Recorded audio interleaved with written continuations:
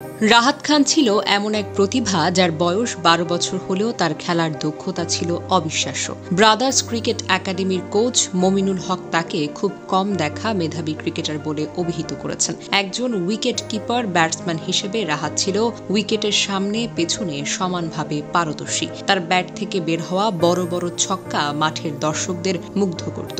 ২ বছর আগে অনূর্ধ্ব-১০ ক্রিকেট কার্নিভালে রাহাত তার জাত চিনিয়েছিল। সেই টুর্নামেন্টে একাডেমির অধিনায়ক হিসেবে ২ হাফ সেঞ্চুরি করেছিল সে, কিন্তু তার মনে ছিল একটি আক্ষেপ, একটি পূর্ণাঙ্গ সেঞ্চুরি করতে না পারার আক্ষেপ। কোচরা তাকে সান্ত্বনা দিয়ে বলেন, তুমি অনেক বড় ক্রিকেটার হবে, তোমাকে অনেক দিন খেলতে হবে, তখন বড় বড় সেঞ্চুরি করবে। কিন্তু সেই স্বপ্ন এখন ছাই হয়ে গেছে।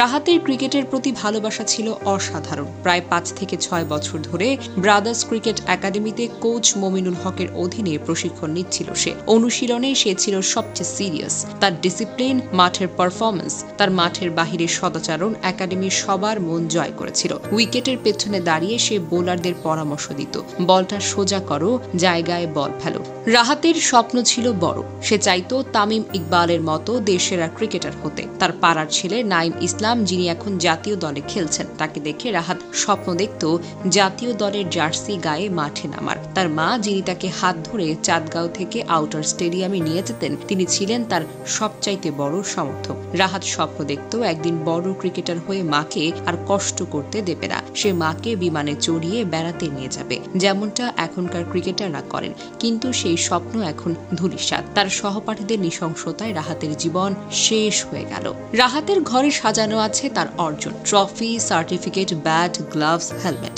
সবকিছুই আছে। শুধু নেই সেই মুখ ভর্তি হাসির রাহাত। যে মা প্রতিদিন তাকে হাত ধরে আউটার স্টেডিয়ামে নিয়ে যেতেন, এখন থেকে তাকে ফিরতে হচ্ছে খালি হাতে। আমরা হারালাম একজন কিশোরকে, যে হতে পারত বাংলাদেশের ভবিষ্যৎ ওপেনার, সেরা উইকেট কিপার, মাঠের লড়াকু বাঘ। আমরা হারালাম এমন একজনকে যার শূন্যতা শুধু একটি পরিবার নয়, একটা প্রজন্মের হৃদয়ে রক্তাক্ত ক্ষত তৈরি করতে পারে। এই বয়সেই চোখ কপালে তোলার মতো প্রতিভার স্বাক্ষর রেখেছিল রাহাত। যে বয়সে অন্যরা খেলাধুলা করাকে শুধুই আনন্দ ভাবত, সে বয়সেই রাহাত ছিল একজন খাঁটি পেশাদার। তার ভেতরে ছিল লড়াকু মানসিকতা, নেতৃত্বের গুণাবলী আর ভবিষ্যৎ সম্ভাবনার আলোকছটা। একজন মেধাবী কিশোর, যিনি একদিন জাতীয় দলের স্টার হতে পারতেন, তিনি এখন কবরের নীরবতায় ঘুমিয়ে আছেন। একজন মা আজ সন্তানহারা।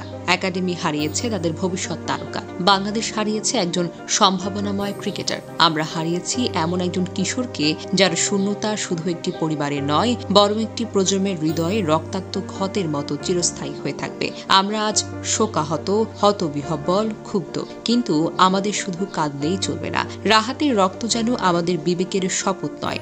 আমরা আর কোনো রাহাতকে হারতে দেব না। আমরা এমন একটি সমাজ চাই যেখানে একজন শিশু তার প্রতিভা নিয়ে বেড়ে উঠবে নির্ভয়ে, ভালোবাসায়, সুরক্ষায়। আমরা চাই রাহাতের স্বপ্ন বেঁচে থাকুক আমাদের মধ্যে, প্রতিটি অনুশীলনের ঘণ্টায়, প্রতিটি ব্যাটের আওয়াজে, প্রতিটি ট্রফির ঝলকে। আল্লাহ যেন রাহাতকে জান্নাতুল ফেরদাউস দান করুন, আমিন। কিন্তু কেবল প্রার্থনায় নয়, তার স্বপ্নকে বাঁচিয়ে রাখতেই হবে আমাদের প্রকৃত শ্রদ্ধাঞ্জলি। রাহাত খান, তুমি নেই, তবুও তুমি আছো আমাদের হৃদয়ের প্রতিটি ছক্কায়, প্রতিটি আউটে, প্রতিটি সেঞ্চুরির আশায়। তুমি ছিলে, তুমি আছো, তুমি থাকবে একজন অসমাপ্ত অথচ অমর ক্রিকেটার হিসেবে। তুমি হারাওনি রাহাত, আমরা হেরেছি।